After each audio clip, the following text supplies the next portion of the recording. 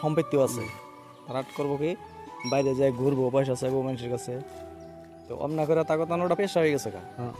তুমি তো আর অমনা জীবনে করাও নাই আজ পর্যন্ত, আপনার দেখি নাই আমরা। নাই, আমি মন্দির হাটে গেলেও মানুষ আমার বহুত আদর করে যে তুমি আমার মানুষে পাও নাই, তাও মানুষের কাছে হাত পাতো না তোমার। আমারে তেমন মহব্বত করে মানে পয়সা মানুষের হাত দে, তাও আমি নিই না। ভাই আমার এই টাকা লাগবে না, আমি নিম না। খুশি হয়ে কিছু জনে দেয় 2-4 টাকা। তো সেটাই তো, তার মানে মানুষ, আমি তার মানে কি ভিডিও বানাইতেছি, আবার দর্শক এটা ভাববেন না জানি যে এর নাকি কোনো পয়সা আছে, এর নাকি অমনি কিছু না। মানুষটা তো মানে একটা মানে মেসেজ দিবার চাই যে অল্প কিছু, অল্প একটু বিকলঙ্গ হলে মানুষ সব কিছু হারিয়ে যায় না।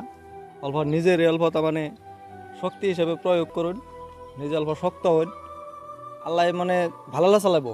তাতে মানুষের কাছে যেটা ওই যে মানুষের চাইয়া খাওয়ার অভ্যাসটা খুব খারাপ জিনিস। ওইটা যে সুমকে একটা পর্যায়ে আয় পরে যে না হেসুমকে চলবই না, হেসুমকে চাইয়া খান, হেসুমকে হেটার কথা আলাদা, এটা মানুষের সেটা দেখবো।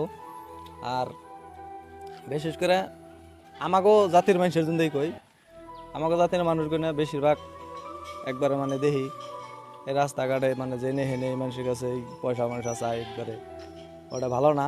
কাম করে খান সবথেকে ভালো। তারপরে আগে যদি কিবা অসুবিধা হয়, গ্রামবাসী আগে আছে, গ্রামবাসীতে দেখবো, তাই না? ইনশাল্লাহ।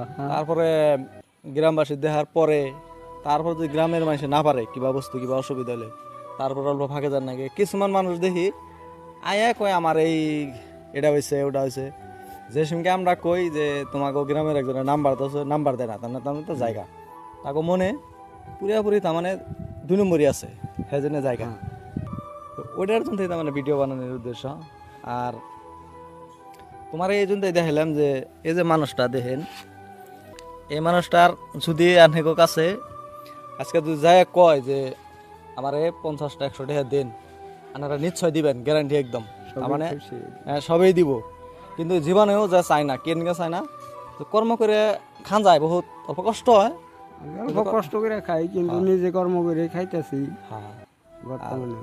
আর ভবিষ্যতেও আমি কর্ম করেই খাও ইনশাল্লাহ, মানুষের কাছে হাত পাতা নিয়ত। সেটাই আমরা সেটাই চাই। আর আল্লাহ যতদিন তৌফিক দেয় ততদিন নিজে চেষ্টা করে চলন নাকি। তারপরে যে সঙ্গে আল্লাহ যদি চায় যে তোর চাই এখান রাখবো, তাহলে সেটা বাধ্য, তুমি এখান আমি এখান রাজা বাদশাহ কেন সবেরই এখানে রাখবো। যদি আল্লাহ যদি চায় যে ওর চাই খাও মরে, তাহলে তোমার আল্লাহ আল্লাহর ইচ্ছে। সেটাই তার মানে, কিন্তু মনোভাবটা শক্ত রাখুন নাকি সবসময়।